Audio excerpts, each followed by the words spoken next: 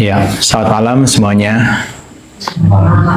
Ya, salam bahagia untuk kita semuanya. Selamat datang, saya ucapkan di Dabadipa Arama, dan hari ini kita hari pertama untuk memulai latihan meditasi sampai dengan 3 hari ke depan.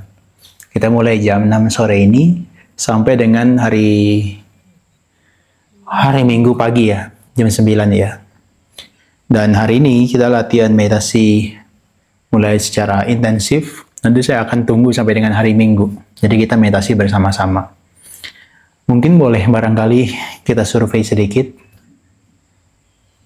Ada yang baru pertama meditasi datang ke tempat ini? Di tempat ini. Oke. Kalau yang belum pernah meditasi sebelumnya? Belum pernah sama sekali. Baru kali ini ya. Oke deh.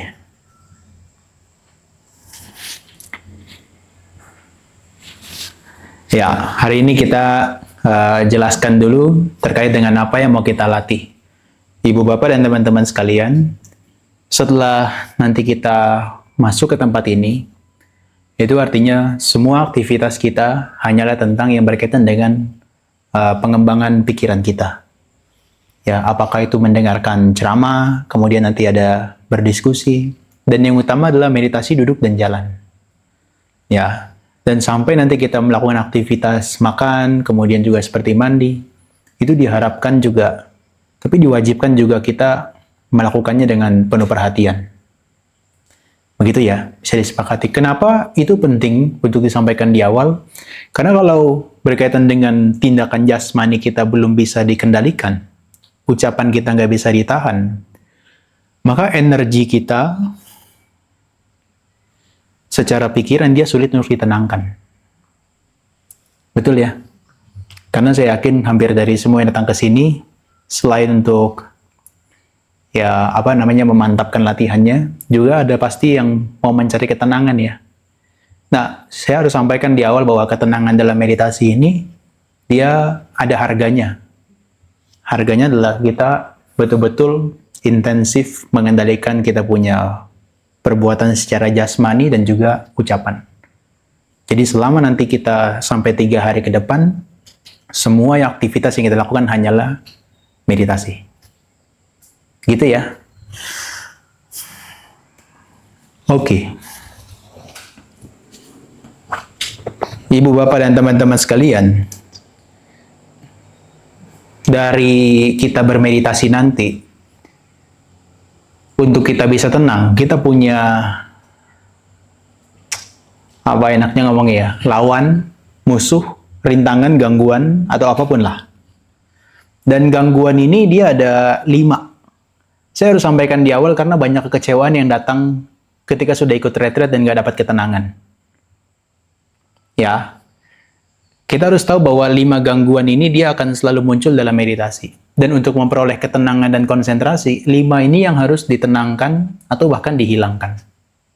Begini, Ibu, Bapak, dan teman-teman sekalian, saya punya kurva X. Kurva X ya, yang pertama. Lihat nomor 1 dan 2. Kurva X saya ini, dia adalah berkaitan dengan apa yang kita senangi dan juga kita tidak senangi.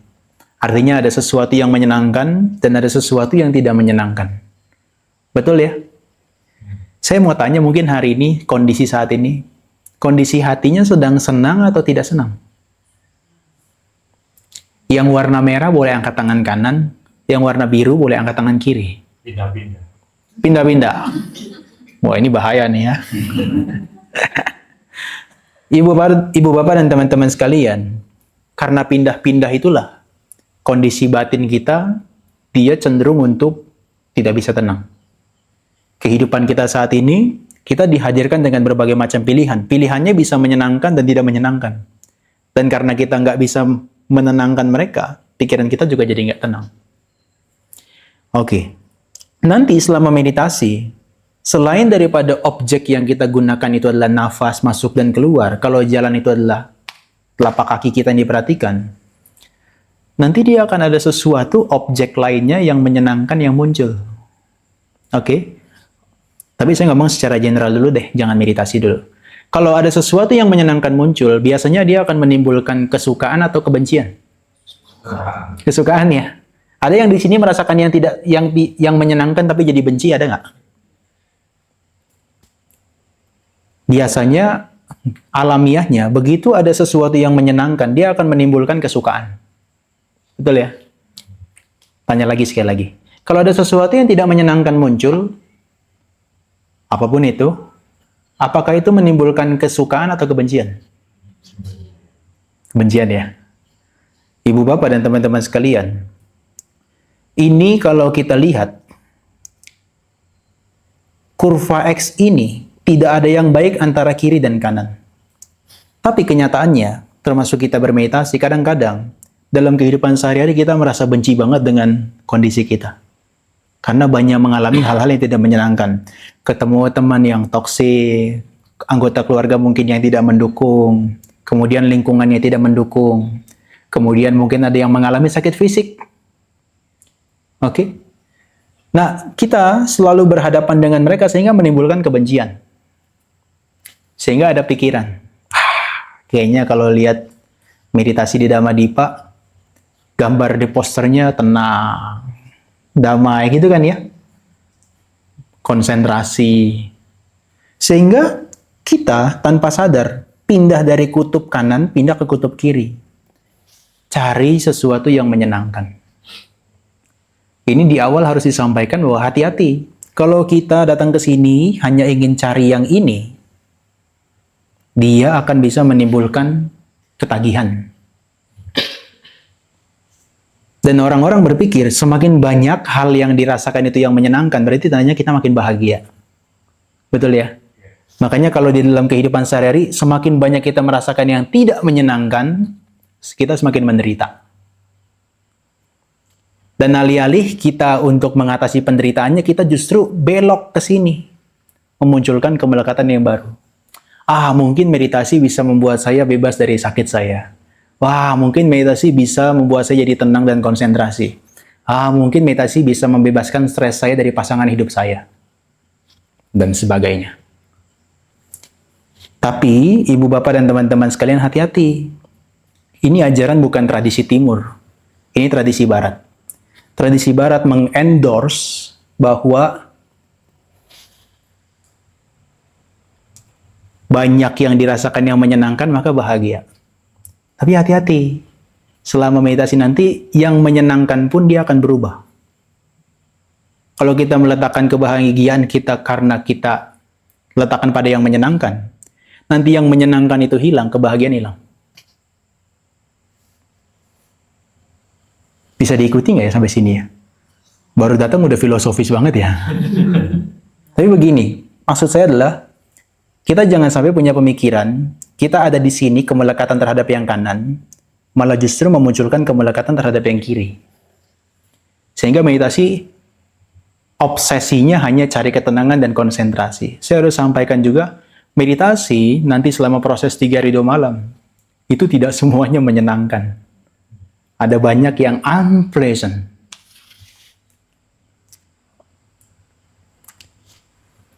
Sehingga, kalau kita lihat ke kiri dan ke kanan, nanti dia sifatnya subjektif.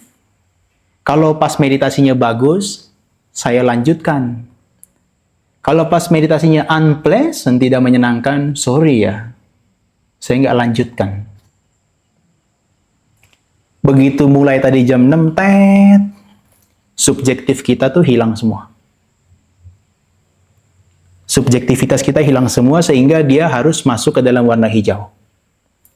Titik tengahnya itu adalah sifatnya objektif. Mindfulness. Orang-orang yang dulu di dalam tradisi barat membawa meditasi itu adalah yang senang itu, yang menyenangkan itu diglorifikasi. Ketenangan, konsentrasi, dan seterusnya. Dianggap itu adalah sebagai pencapaian. Tapi menurut tradisi timur, kalau hanya diletakkan di sini itu, maka nanti kalau itunya hilang, senangnya hilang, maka dia menderita kan ya, nggak bahagia lagi. Nah, kita meditasi, nanti 3 hari 2 malam kita berusaha untuk ada di titik 0. Saya sebutnya titik 0. Yang warna hijau itu. Dia dari tengah-tengah. Kenapa? Karena kalau di titik nol itu, saat kita merasakan yang menyenangkan, kita balikin lagi ke tengah. Saat sesuatu yang tidak menyenangkan muncul, kita balikin lagi ke tengah. Dan di titik nol menurut tradisi timur, di Buddhisme termasuk utamanya, di titik nol itu memang kita mungkin belum bahagia. Tapi di titik nol itu kita tidak menderita.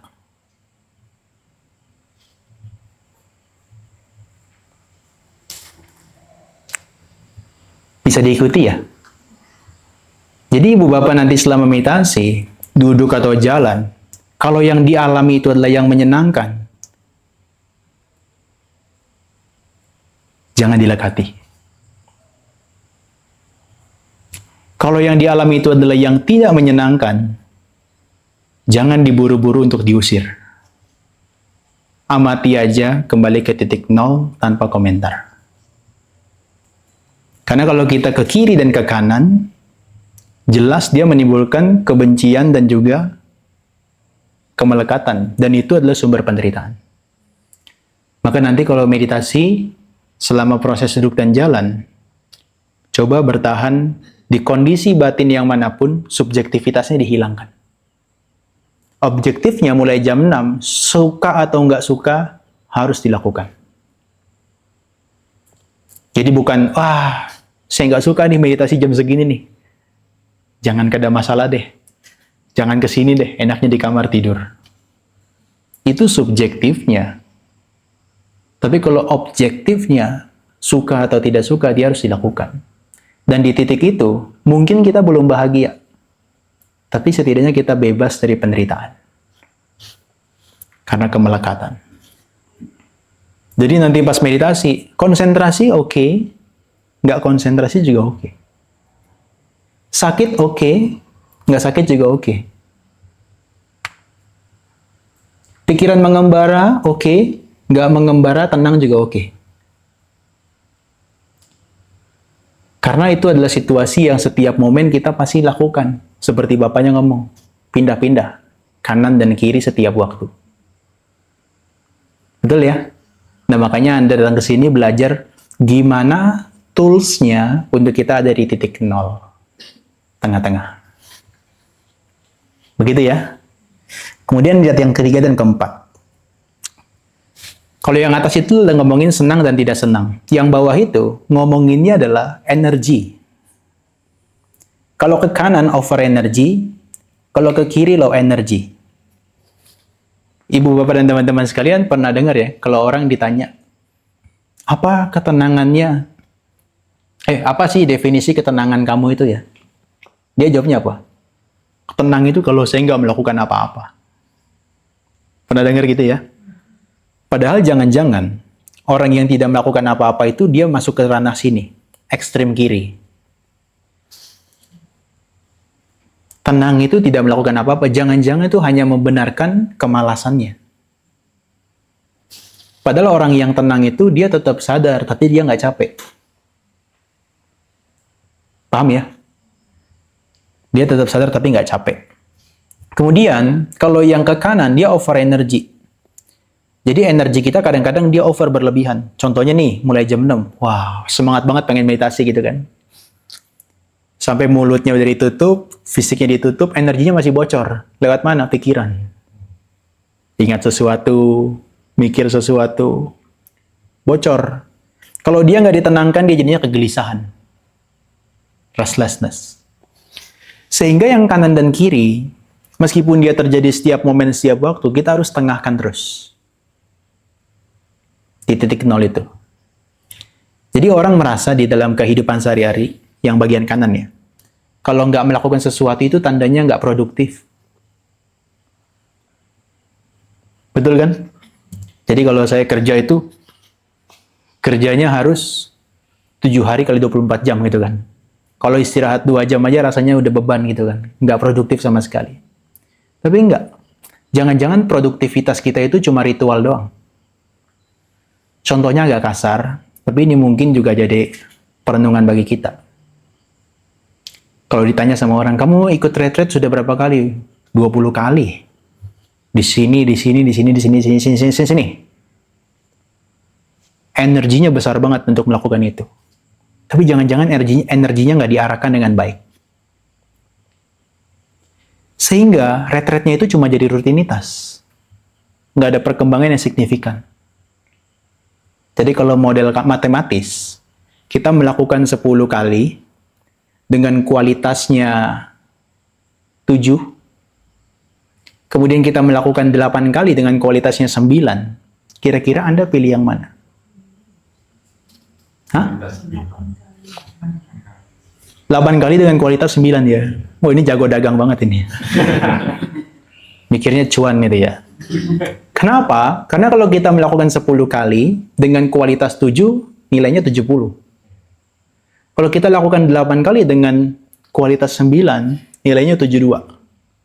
Dengan beda 2 hari udah dapat 2 poin lebih unggul ya. Bayangkan kalau 20 kali. Lebih banyak. Perbedaannya makin besar. Maka kadang-kadang saya tanya ya sama orang-orang tertentu, gimana retret meditasnya? Oh, kayaknya nggak ada perkembangan deh. Padahal ikutnya rutin banget. Jangan-jangan energi yang dikeluarkan kualitasnya rendah.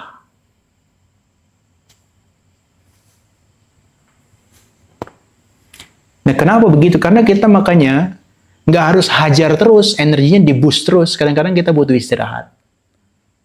Dengan istirahat, maka kita punya kualitas yang mungkin meningkat lagi. Betul kan ya?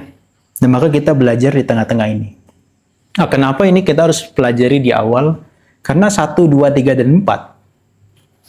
Pikiran kita, kalau dihajar terus-menerus sama yang menyenangkan, yang tidak menyenangkan, low energy, over energy, menimbulkan 4 gangguan itu. Nafsu, benci, ngantuk, gelisah.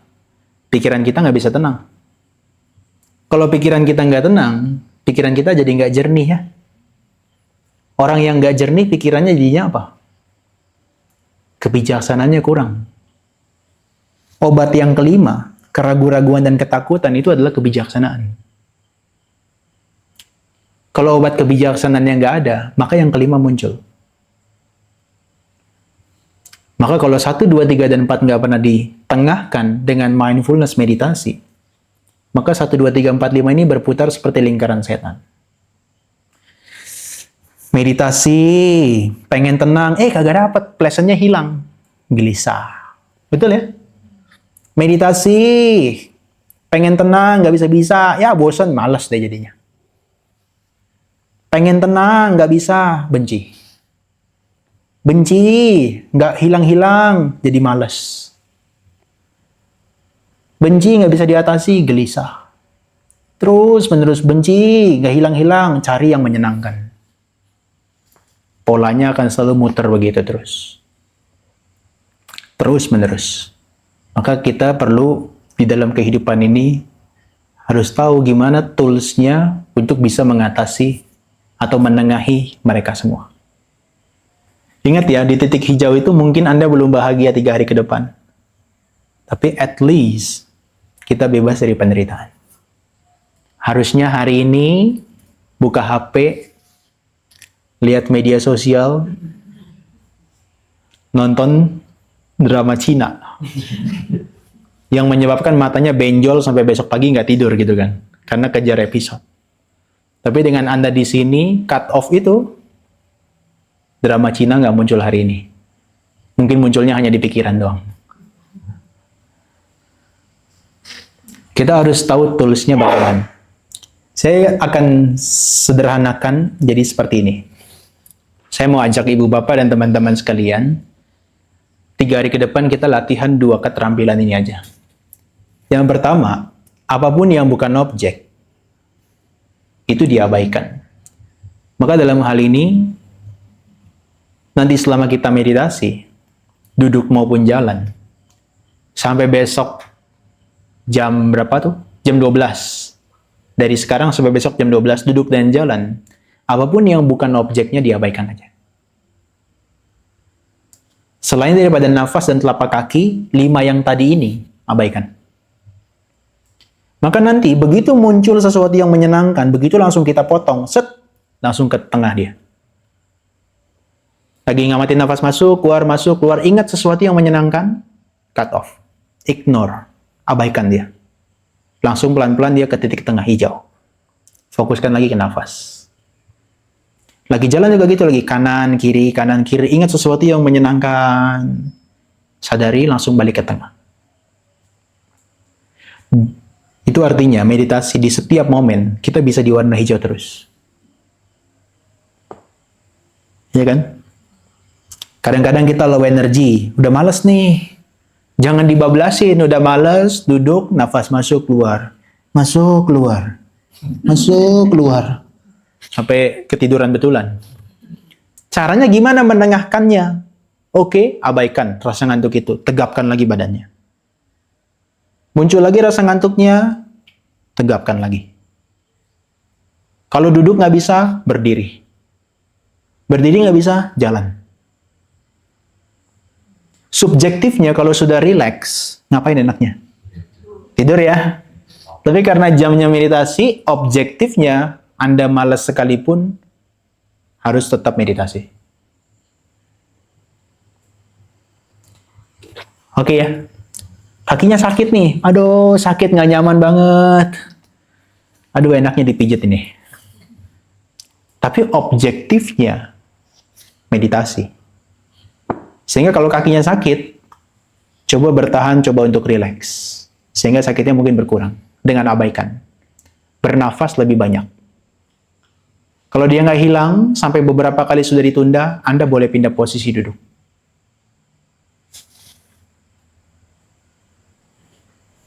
Oke ya. Dengan begitu kita punya kemampuan menunda nanti, itu akan kita punya selalu momen lebih baik daripada yang terburuk.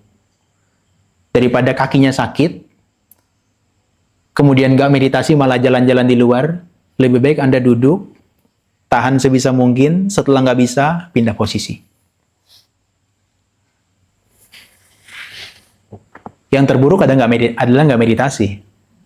Tapi yang lebih baik Anda boleh pindah posisi. Tapi jangan sering-sering. Nanti excuse. Ini sakit nih, pindah sekarang deh. Ini sakit nih, pindah sekarang deh. Terus menerus begitu. Tahan sebisa mungkin. Ini mode yang pertama. Nanti begitu muncul yang menyenangkan, jangan terlena.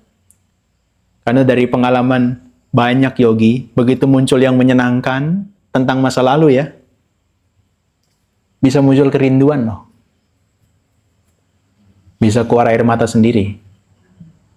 Aduh, masa lalu saya tuh saya sama keluarga saya jalan-jalan. Sekarang dia sudah nggak ada. Bisa rindu kalau nggak dipotong, cut, ignore. Kita bisa malah larut dalam kerinduan dan kesedihannya itu. Begitu juga kalau ada orang yang dibenci. Dia ingat tiba-tiba, jangan diingat-ingat dulu. Potong. Potong dulu, kemudian kembali ke objek nafas lagi. Bisa paham ya? Karena kalau yang dibenci diingat, kita belum punya konsentrasi, udah dah ceritanya. Berlanjut sampai setengah jam, tiba-tiba teng. Apa objeknya? Nggak tahu ya. Tadi ingat yang dibenci, kemudian lupa. Sehingga nanti kita fokus di sini. Ignore. Apapun yang bukan objek, abaikan. Jadi hari ini Anda punya keistimewaan untuk hidup, gak usah perhatikan apapun selain daripada objek Anda. Sampai jam 12 besok. Paham ya? Termasuk muncul tuh berbagai pertanyaan besok kan ya. Atau nanti malam muncul berbagai pertanyaan. Tapi kalau belum sesinya tanya jawab, abaikan. Kan dia masuk di sini kan? Ragu-ragu kan? Kalau dia tidak mendesak sekali, jangan ditanyakan. Karena repot. Kalau saya semuanya muncul begini, nanya satu-satu. Lagi di depan, tanya. Lagi di sana, tanya. Lagi makan, bentar ya. Saya ragu-ragu nih ya. Saya tanya dulu ya. Tunda. Sampai waktunya. Tapi, hidup kita, meskipun 3 hari kita latihan, kalau kita hanya punya yang kiri, apapun yang bukan urusan saya abaikan. Kita bisa jadi egois. Kita jadi nggak peduli. Kita jadi maunya ya self-centered. Hanya diri kita yang harus dijadikan pusat perhatian. Sehingga kita harus punya keterampilan yang kedua. Apapun yang muncul secara dominan nantinya, besok ya, setelah jam 12 siang ya, apapun yang muncul secara dominan, take note, amati. Apa ini fungsinya diamati? Dia ada dua, benefit dan timing. Jadi kalau misalnya nanti ada muncul yang dominan, pertimbangkan manfaat dan juga waktunya. Bermanfaat nggak? Sesuai dengan waktunya nggak? Kalau yang muncul dominan di pikiran kita. Dan harus diakui bahwa dalam meditasi nanti yang muncul di pikiran, bukan hanya yang negatif, yang harus diabaikan doang. Kadang-kadang ada yang positif. Bapak Ibu pernah ya? Punya masalah 3 hari, 4 hari dipikirin nggak selesai-selesai ya? Tapi begitu duduk tenang meditasi, nafas masuk, keluar, tiba-tiba muncul solusinya ya? Pernah nggak? Terus apa pilihan Anda? Lanjut meditasi atau bangkit dari tempat duduk? Pasti berhenti. Tapi di sini enggak. Kalau dia tidak beneficial, tidak bermanfaat, dan tidak sesuai waktunya, maka jelas itu diabaikan. Oke ya? Misalnya muncul, lagi sekarang, muncul pikiran, kayaknya enak jalan-jalan sambil nonton film ya. Not beneficial sekarang. Dan tidak tepat waktunya. Maka abaikan. Kemudian kepikiran, ini Dhammadippa katanya luas ya. Di belakang ada bunga apa ya? Tidak bermanfaat, tidak sesuai waktunya, abaikan. Kecuali nanti Anda selesai minggu, mau nginep sini cuma liatin bunga, silakan. Tapi kalau sekarang, tidak ada waktu untuk lihat pagodanya seperti apa, bunganya warna apa, bahkan ayamnya jenis kelaminnya apa. Ya, kalau muncul pemikiran-pemikiran semacam itu, tidak bermanfaat dan juga tidak sesuai waktunya, abaikan. Bisa dipahami ya? Yang kedua, kalau sesuatu itu bermanfaat, tadi seperti ide tadi ya, tapi dia tidak sesuai dengan waktunya, maksudnya tidak mendesak untuk dilakukan, maka tunda. Need to be done later. Lakukan nanti. Ada sesuatu yang muncul dalam pikiran kita yang bermanfaat, dia harus diamati, kemudian ditahan untuk dilakukannya nanti. Tunda sebanyak mungkin. Contohnya nanti saya kasih tahu. Ini yang berikutnya. Kalau sesuatu itu sangat bermanfaat dan memang sesuai dengan waktunya, maka lakukan sekarang.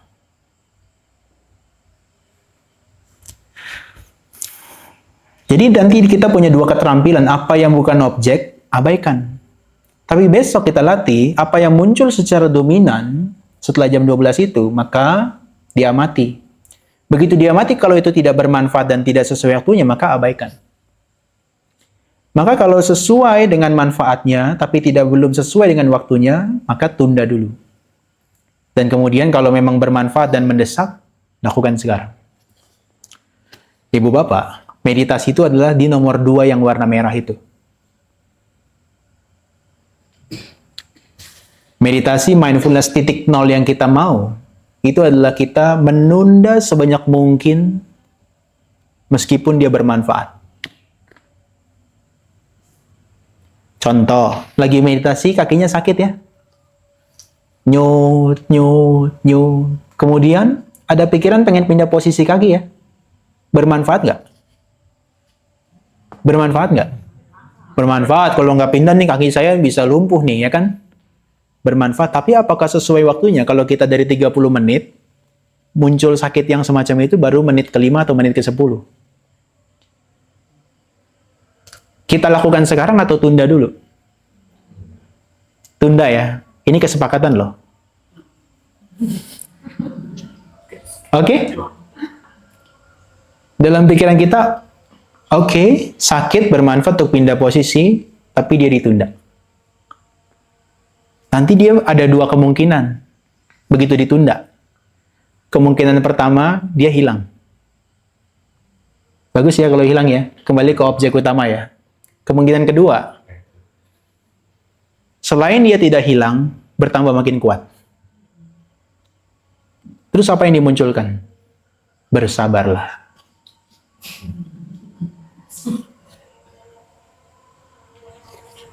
bersabar. Dengan kita nanti bersabar, kita tunda, oke, saya bersabar, saya nggak akan pindah posisi, saya tunda 5 menit dulu. Oke? Katakanlah berlalu nih 5 menit nih. 5 menit berlalu, kemudian kita punya pemikiran lagi, kaki saya masih sakit. Anda boleh punya 2 keputusan. Ditunda lagi silahkan, dipindah posisi juga nggak apa-apa. Kenapa nggak apa-apa? Karena 5 menit ini Anda sudah berusaha semaksimal mungkin. Kenapa perlu ditunda lagi? Untuk meningkatkan kesabaran Anda. Bisa dipahami ya? Dan kenapa dia tidak harus langsung dituruti? Ibu bapak kan berpikir ya, Johannya ada aja. Sakit ya harus langsung diurus lah, langsung dipindah kakinya. No.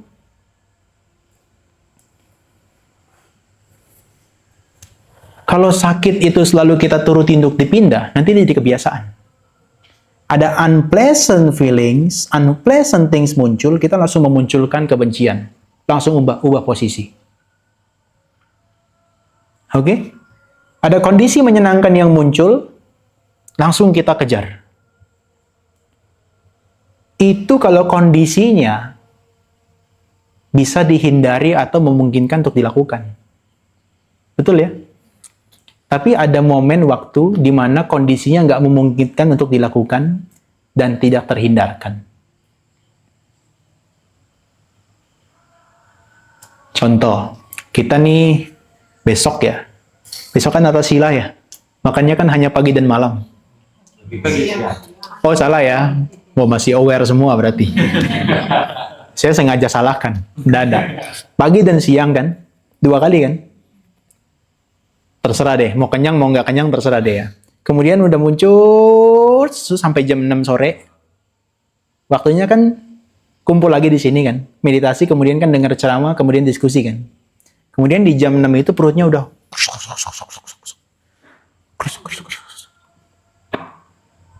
kalau dalam keseharian begitu muncul kusuk-kusuk, kan bisa langsung makan. Besok malam begitu muncul kusuk-kusuk, cuma ada nyanyian dalam telinga kita. Terimalah karmamu.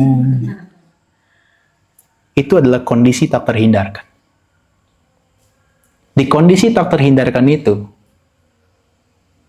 kita mau komplain, benci, atau justru menuruti nafsu kita? Atau justru kita mau di tengah-tengah? Tengah-tengah ini, kalau dia nggak biasa dilatih, dia tidak akan bisa berkembang. Sehingga momen Anda untuk makan di malam itu harus ditunda sebanyak mungkin. Sampai kapan? Sampai besok jam 6 pagi. Setidaknya. Kenapa? Karena sudah menjadi objektivitasnya di sini untuk tidak makan lewat tengah hari. Latihannya begitu. Selama Anda masih menunjukkan bisa duduk dan juga bisa berdiri. Tapi kalau sudah pingsan baru kita kasih makan. Karena udah nggak bisa kan? Kan udah nggak bisa ditunda lagi. Langsung do it now. Tapi selama belum pingsan atau selama masih bisa bertahan, tunda sebanyak mungkin. Tujuannya apa sih sebetulnya? Tujuan kita melakukan ini, keterampilan 2 ini, supaya kita berada di titik tengah. Kita nggak hidup dalam subjektivitas. Yang kita melekat dengan rasa senang, melekat dengan rasa benci. Tapi kita menjadi tidak melekat ketika mereka muncul. Rasa senang belum datang, tidak perlu dicari. Rasa benci yang muncul, tidak perlu diusir. Biarkan aja mereka datang. Bisa nggak kita bertahan di tengah-tengah tanpa komplain? Bisa dipahami ya arah kita mau kemana nanti ya selama 3 hari ya. Jadi pulang dari sini ibu bapak nggak punya pengalaman mistis, bisa lihat hantu, pengalaman kehidupan lampau, kemudian nanti bisa dengar suara-suara di jauh banget gitu ya. Itu yang paling kacau, lihat nomor togel nggak? Tapi ibu bapak punya 2 keterampilan tadi. Keterampilan untuk mengabaikan dan keterampilan untuk mengamati. Untuk apa? supaya kita tidak dihajar oleh subjektivitas kita setiap waktu, setiap saat. Nggak menuruti apapun yang muncul di pikiran kita secara langsung. Tapi kita berikan waktu untuk jeda, menunda, tahan, tidak langsung turuti.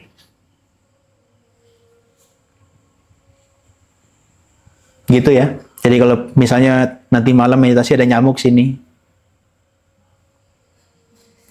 di-ignore, ditunda, atau dilakukan sekarang untuk pukul nyamuknya? Hah? Kalau cuma satu, ignore. Berdana ya. Oke. Kemudian dia pergi, datang lagi satu. 2 times, 2 kali dong. Maka dia sudah nggak bisa diabaikan nih. Dia harus diusir. Diusirnya tapi tunda sebanyak mungkin. Setelah satu dia datang sini hingga pergi lagi satu. Yang ketiga datang lagi. Wah, ini udah nggak bisa diabaikan, nggak bisa ditunda. Do it now. Tapi apakah do it now-nya gini? Enggak. Do it now-nya penuh perhatian.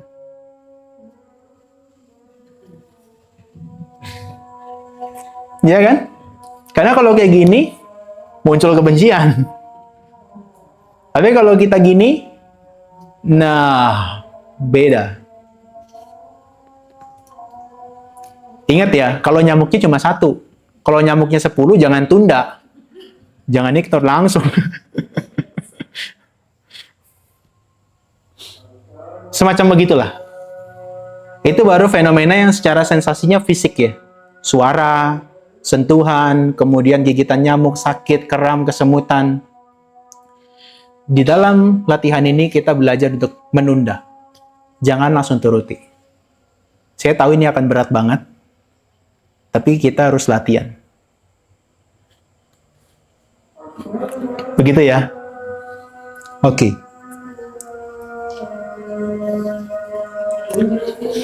Sudah 47. Saya mau ajak ibu bapak sebelum saya jelaskan teoritisnya, saya jelaskan singkat dulu.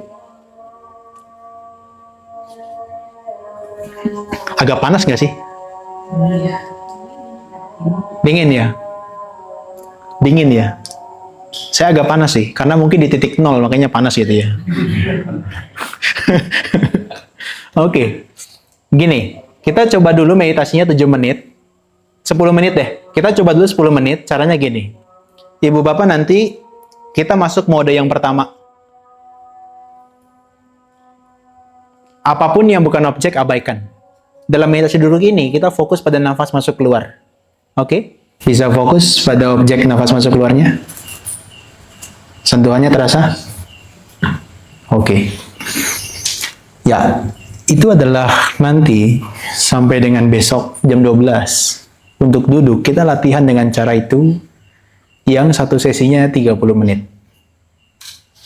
Ya, apapun yang muncul selain daripada nafas, abaikan. Oke, dengan begitu, kita akan selalu berada di warna hijau. Apakah nanti gangguan pikiran yang senang atau tidak senang, ngantuk ataupun gelisah, kembalikan ke objek utama. Oke ya? Sehingga nanti yang kelima, ketika muncul pun, abaikan. Lima-limanya tidak mengganggu kita, maka ketenangan muncul secara otomatis. Mungkin kita belum bahagia, tapi kita bebas dari penderitaan di momen itu. Oke, saya jelaskan secara singkatnya. Jadi nanti kalau kita meditasi, ada 3 hal yang selalu mengganggu kita. Satu itu adalah rasa sakit, kram, kesemutan di bagian pinggang, kaki, punggung, pundak, leher. Nanti yang kedua yang kita rasakan adalah pikirannya mengembara dan nggak bisa fokus. Karena distraksi yang tadi. Ya. Kemudian nanti kalau misalnya sudah 1 dan 2 ini muncul, maka yang muncul adalah rasa ngantuk, malas, dan bosan. Maka kalau kita di awal ini mau katakanlah bisa dengan mudah meditasinya, sakit nggak terlalu mengganggu, pikiran nggak terlalu mengembara, maka 3 ini harus diatasi. Dengan apa? Yang paling pertama kita harus perhatikan, badan kita harus nyaman terlebih dulu. Maka, nanti selama proses meditasi, ada 5 dari 6 tips ini yang harus kita kerjakan. Yang pertama, duduklah yang proper, duduklah yang nyaman. Sebisa mungkin duduk dengan tegap, tapi dia tetap dalam keadaan rileks. Caranya gimana? Kalau kita lihat dari gambar ini, kalau kita duduk dengan cara yang warna bagian merah-merah ini sakit, maka kita harus memperbaiki posisi duduk kita. Yang paling ideal, kakinya itu menyentuh ke alas lantai, yang kiri maupun kanan. Tapi, sementara mereka menyentuh ke alas lantai atau alas duduk kita, badan kita tetap tegap. Karena ada yang menyentuh ke alas lantai, tapi badannya bungkuk. Termasuk juga yang duduk di kursi. Kalau kita meditasi, kalau duduknya membungkuk, pernafasan di perut kita, dia nggak optimal. Tapi kalau kita bersandar, terlalu rileks, nanti dia juga ketiduran. Maka nanti diperiksa, kalau ada yang duduk di kursi, kakinya dia tidak boleh menggantung. Kakinya dua-duanya harus menyentuh ke lantai. Kalau kakinya nggak nyampe ke lantai gimana? Pakai alas duduk supaya dia diganjel, supaya dia bisa diinjak. Kakinya jadi menyentuh lantai. Rasakan aja nanti bagian paha sampai ke bagian lutut dia 90 derajat. Ketika sudah posisi kayak gitu, badannya jangan bungkuk, tapi tegap. Gimana cara tegap supaya bisa rileks? Gunakan alas duduk di bagian belakangnya itu. Jadi diganjal. Supaya dia menopang tulang ekornya nanti. Saya kasih gambarnya nanti.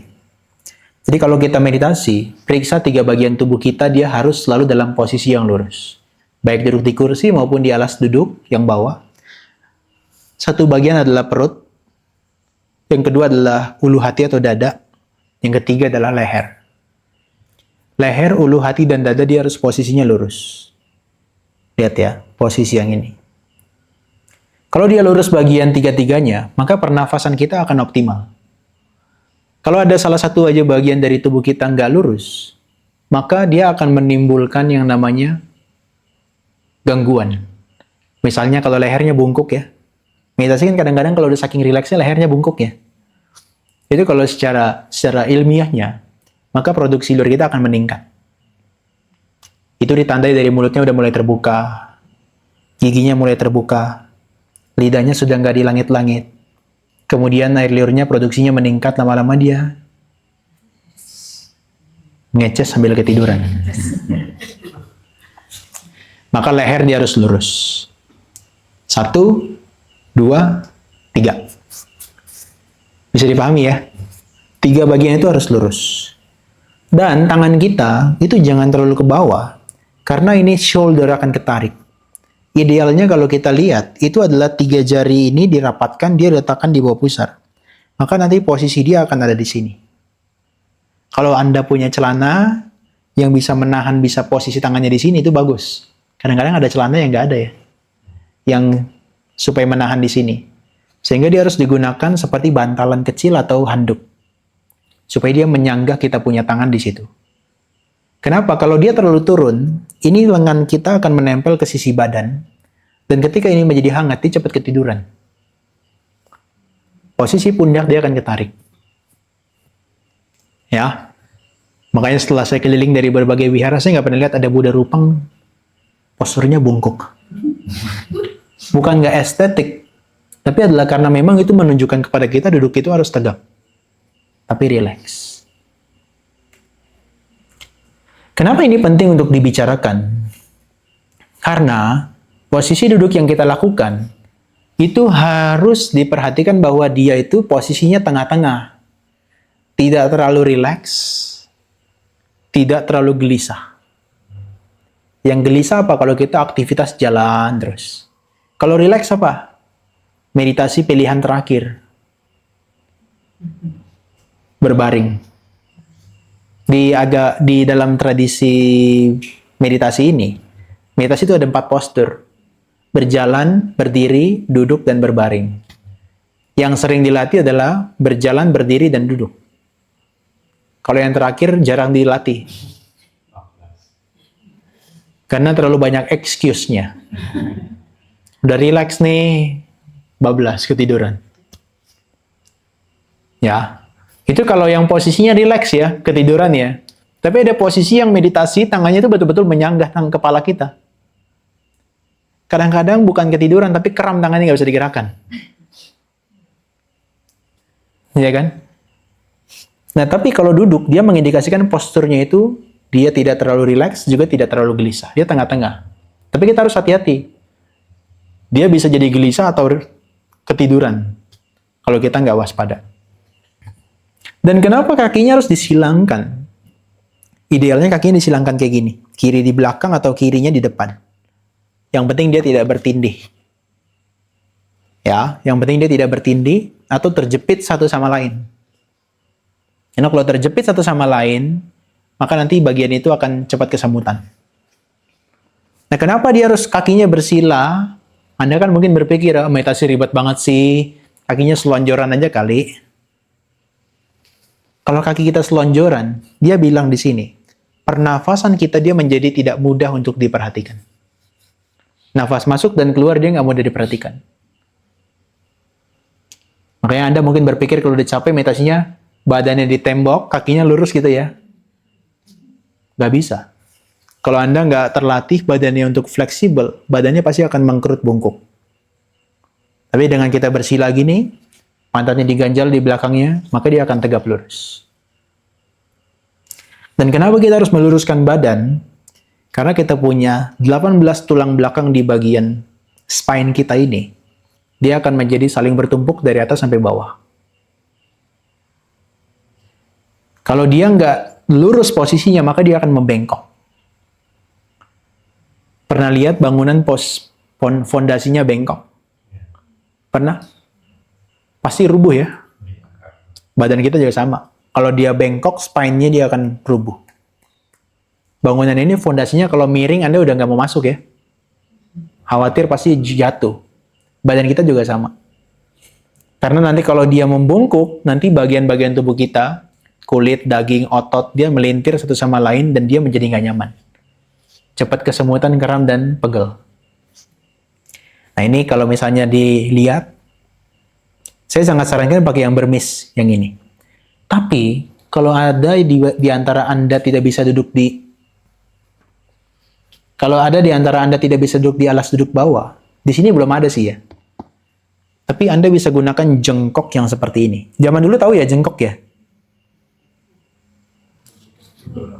Tahu ya, dari kayu, kemudian dia kaki ininya panjang tuh atasnya tuh ya. Kaki-kakinya tuh ada di kiri dan kanan. Jadi kaki kita bisa masuk tengah-tengahnya. Tapi yang untuk penampang kita duduknya, dia agak turun. Jadi ini kalau duduk agak turun gini.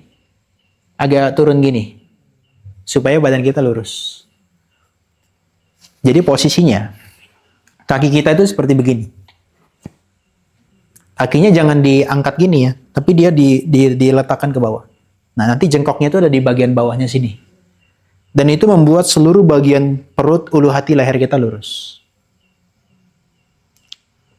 Terutama yang agak overweight, duduk di alas yang seperti begini nggak bisa. Harus duduk di tempat yang seperti itu. Ada dua model dia. Ada yang kakinya masuk ke dalam, tapi ada jengkok model dulu yang kakinya agak pendek ya. Maksudnya nggak terlalu lebar ya. Dia posisinya kayak gini. Kakinya di luar. Jadi jengkoknya tuh kakinya di dalam, karena sempit begitu, kakinya maka dia di kiri dan kanan. Tempat kita belum ada, tapi mungkin akan saya usulkan 2026 udah ada. Nah, kalau duduk di kursi, kita harus duduk dengan cara begini. Ini lurus, tidak bersandar. Kemudian bagian kakinya 90 derajat. Oke ya? Bisa dipahami ya?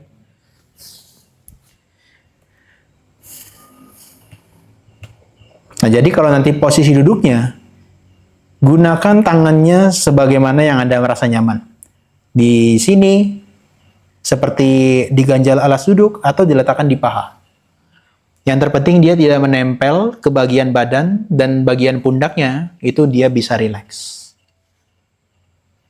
Ya, karena kalau dia nggak rileks, tangannya turun ke bawah, lihat posisi tangannya terlalu ke bawah, maka lehernya akan tegang. Kelihatan ya? Lehernya tegang. Kenapa? Karena badan kita akan condong ke depan. Dan ini akan sakit.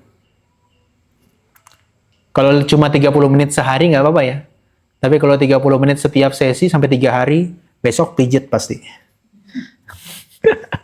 Sakit dia, pegel. Maka kalau kita lihat dari belakang, ibu bapak posisi alas duduknya nanti bisa disesuaikan masing-masing. Ketinggiannya, kalau merasa nggak nyaman boleh diganti atau ditambah. Pastikan nanti bagian ujung yang bawah ini dia berada di tulang ekor kita. Jadi posisinya dia akan menopang spine kita tetap lurus.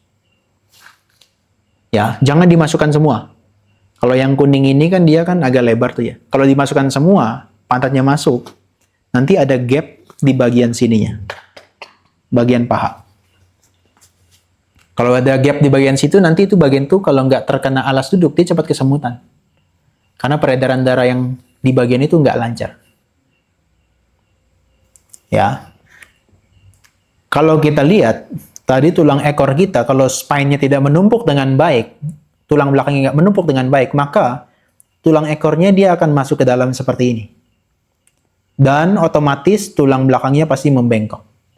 Tapi kalau dia menggunakan alas duduk yang lebih tinggi di belakangnya, maka tulang ekornya akan tertopang dan spine-nya dia akan lurus. Dari semua yang saya jelaskan, ada satu kesimpulan. Anda bisa memahami? Duduk meditasi dengan posisi membungkuk itu adalah haram.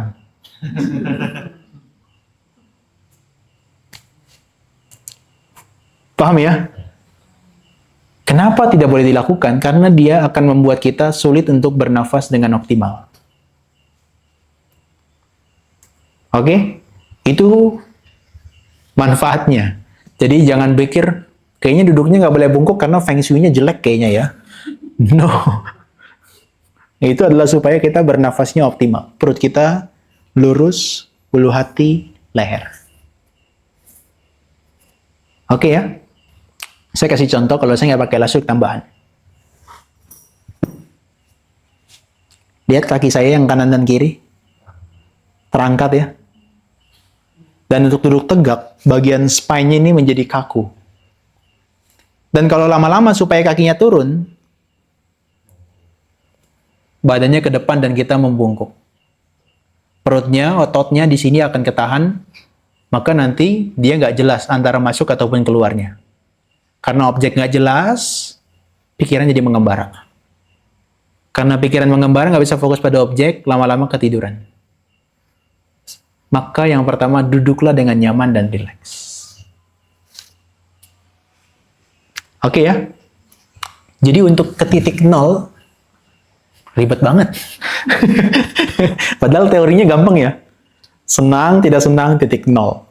Tapi untuk bisa bertahan sampai setiap sesi 30 menit, duduk harus nyaman. Lihat ya, perbedaannya antara duduk yang benar dengan yang tidak sesuai. Apapun yang dilakukan, ini tidak sesuai kalau kita duduknya bungkuk. Waktu itu saya masukin ini di TikTok. Cara duduk yang benar. Yang nonton bukan Buddhis, kebanyakan Muslim. Terus komentarnya, nanti saya gunakan nanti pas sholat Jumat. Karena sholat Jumat kan duduknya gini ya. Tapi kalau duduknya nggak benar, pegel. Tapi ini sebetulnya untuk siapapun. Duduknya harus tegap. Dan nanti lihat, ini yang kiri dan kanan tulang duduknya, dia harus seimbang. Kalau Anda punya kecenderungan duduk seperti ini terus, nanti bagian tulang duduk yang kanan, dia akan sedikit lebih naik. Kalau ini di belakang, yang bagian tulang duduk kiri, dia akan masuk ke dalam. Sehingga sebisa mungkin, kalau memungkinkan ya, setiap 2 sesi atau setiap 1 sesi Anda pindah posisi duduk. Supaya ada balancing. Termasuk Anda yang suka duduknya bersimpuh. Kalau ini dilakukan, harus punya balancing. Kadang kanan, kadang kiri. Karena kalau kayak gini, ini bagian tulang duduk yang kiri dia ketekan ke bawah. Tapi dengan kita pindah, dia berganti-ganti, tulang duduknya dia akan menjadi seimbang. Balance. Anda nggak mau ya, selesai 3 hari dari sini, kakinya panjang sebelah.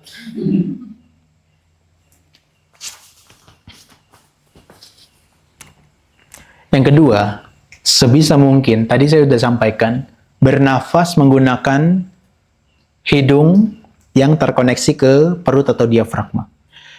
Kenapa itu penting?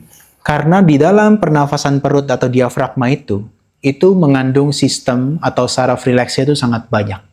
Dominannya di perut atau diafragma. Sementara pernafasan yang menggunakan mulut dan juga dada, itu saraf stresnya yang dominan. Maka kalau Anda meditasi dengan menggunakan napas dada, itu sulit membawa kita untuk konsentrasi yang dalam. Caranya gimana? Simple. Caranya adalah ketika nanti duduk, pastikan lagi perut, ulu, hati, lehernya udah lurus, kemudian pejamkan rasakan bagian rahangnya dikendurkan, bibirnya saling bersentuhan dengan lembut, giginya juga. Rasakan tersenyum kecil, otomatis dia lidahnya akan berada di langit-langit mulut tanpa menyentuh gigi. Seperti gambar B. Kalau kita bungkuk, lidahnya dia sudah tidak di langit-langit. Maka nanti pernafasan lewat mulut dia akan lebih kuat. Tapi dengan kita tegap, tutup, lidahnya akan di langit-langit, pernafasan lewat mulut dan dada dia akan tertutup secara otomatis. Bisa dipahami ya? Bisa dipahami. Lehernya lurus, tapi juga jangan terlalu mendongak nanti. Karena kalau terlalu mendongak, dia kering, nanti nggak nyaman ketika selesai meditasi. Ya. Yang ketiga, nanti rilekskan aja seluruh bagian kepala sampai kaki kalau memang dibutuhkan. Dia opsional. Kalau di bagian pertama kita meditasi, dia harus dilakukan. Tapi kalau udah sering meditasi, nanti beberapa sesi, dia opsional. Boleh periksa secara cepat aja. Cuma yang ketiga ini penting. Kalau seandainya pikiran kita dominan ya, ngoeng, nggak mau berhenti, kita kembalikan ke nafas, dia balik lagi. Balikin ke nafas, dia balik lagi. Yang ketiga boleh dilakukan. Kenapa? Karena pikiran tuh objeknya kan kasar. Kalau dia kuat banget tuh, senang atau tidak senang kan objeknya kan kasar. Ketika dia ketika dia diatasi dengan nafas, kadang-kadang dia nggak bekerja. Dia harus diatasi dengan sesuatu yang lebih konkret atau kasar juga. Maka merasakan kepala, wajah, leher, itu sesuatu objek yang kasar. Ada kemungkinan pikirannya berhenti. Oke? Yang ketiga Anda boleh lakukan di awal ataupun di tengah-tengah kalau itu dibutuhkan. Jadi nanti duduk di kursi seperti begini, dirasakan dari kepala, wajah, leher, pundak, tulang belakang, badan bagian depan, tangan, paha, sampai ke bagian kaki. Kalau pikirannya sangat mengganggu, lakukan itu beberapa kali putaran. Kalau sudah nggak mengganggu, coba perhatikan objek di hidungnya lagi. Nafas masuk dan keluar. Begitu juga bagian duduk di bawah, sama. Paham ya? Ibu, bapak, dan teman-teman ya. 3 itu supaya duduknya nyaman dan tidak banyak gangguan secara fisik.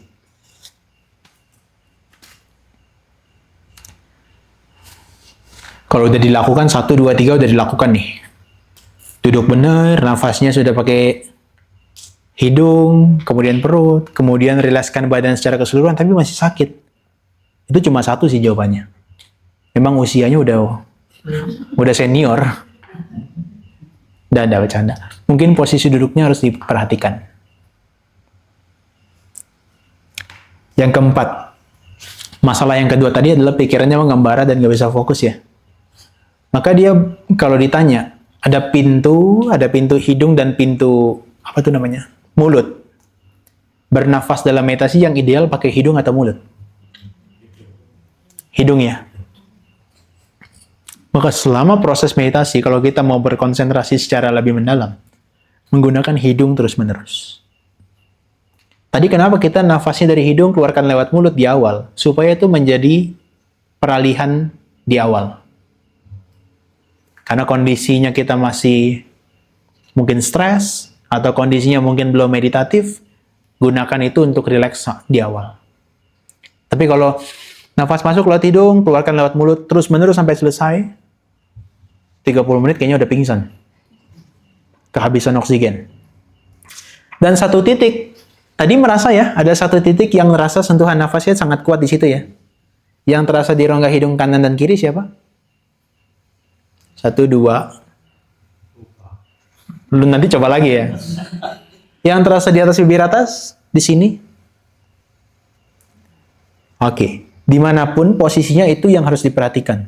Karena nanti dengan fokus di situ, kapanpun pikiran mengembara, kita akan bisa kembali lagi kepada objeknya dengan cepat. Kalau kita hanya visualisasi masuk, keluar, begitu objeknya, begitu pikirannya mengembara, mau balik ke objek, kita bingung. Kadang-kadang objeknya jadi nggak jelas. Nah, jadi tadi kalau yang merasakan sentuhan nafasnya di rongga hidung, itu yang diperhatikan terus-menerus. Kalau yang merasakan di atas bibir atas, perhatikan itu terus-menerus. Kalau yang merasakannya nanti di ujung hidung bagian bawah sini, perhatikan itu terus-menerus. Kita nggak bisa manipulasi dia. Karena itu adalah bergantung pada struktur hidung kita. Kalau yang merasa di sini, biasanya dia hidungnya pendek gitu loh. Kalau yang merasa di rongga hidung, karena hidungnya nggak terlalu panjang, nggak terlalu pendek. Nah, kalau yang dia merasa hidungnya mancung, dia bisa rasakan di sini. Di ujung hidung bagian bawah. Tapi jarang banget ada orang Indonesia yang hidungnya mancung ya. Makanya dari 3 ini saya cuma sebutkan 2 biasanya. Ada yang merasa mancung?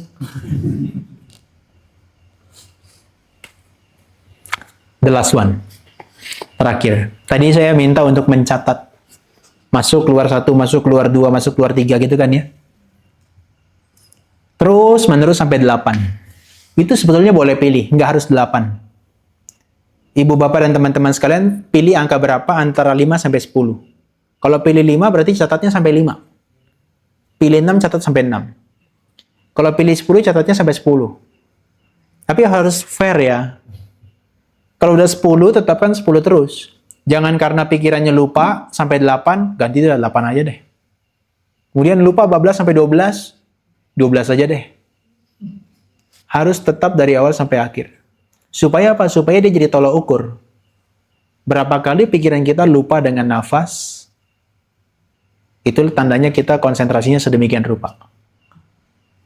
Oke? Yang paling penting tadi yang saya sebutkan, catat sesuai dengan ritme nafas. Kalau cepat, nafasnya catat dengan cepat.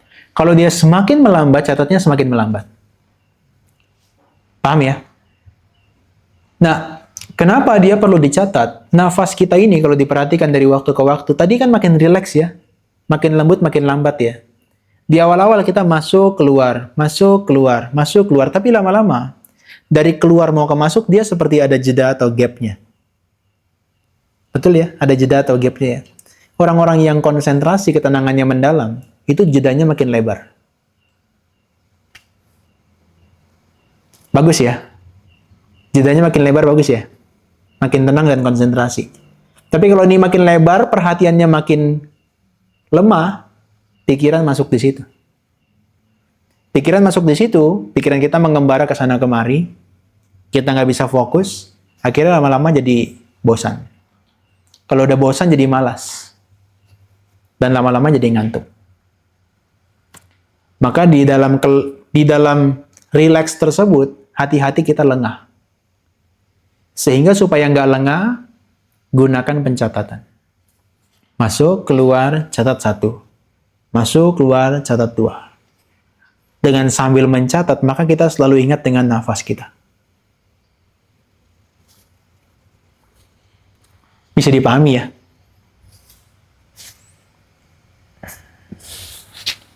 Jadi nanti selama proses meditasi, 1, 2, 3, 4, dan 5, sampai besok jam 12, ketika duduk itu yang dipraktikkan. Ada pikiran yang memikirkan hal-hal yang menyenangkan, ignore, abaikan. Kembali ke titik hijau tadi, 0. Ada pikiran yang muncul yang tidak menyenangkan, kembali sadari, abaikan ke titik 0. Ada sensasi badan yang tidak menyenangkan, sakit dan sebagainya, sama. Dia berlaku untuk pikiran dan jasmani kita.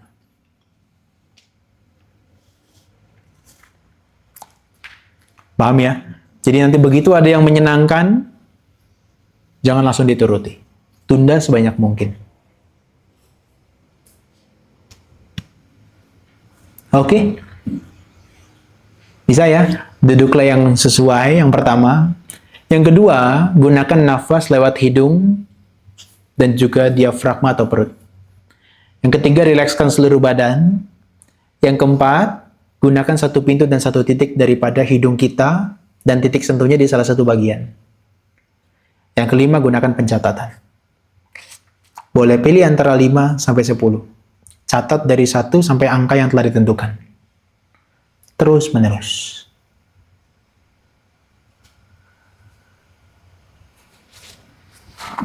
Paham ya? Meditasi untuk tenang, tapi bukan untuk tidur. Meditasi untuk alert, tapi bukan untuk berpikir, menganalisa. Dia hanya mengamati. Di titik 0. Hijau. Oke. Sekarang sudah 19.30, kita tes 30 menit boleh ya? Berat nggak 30 menit? Hah? Aman ya? Kalau aman tambah nanti 30 menit lagi. Nggak ada bercanda. Nanti kalau mau ke toilet, silakan ke toilet dulu. Mau minum, silakan minum dulu. Kita nanti tes 30 menit untuk duduk. Silakan.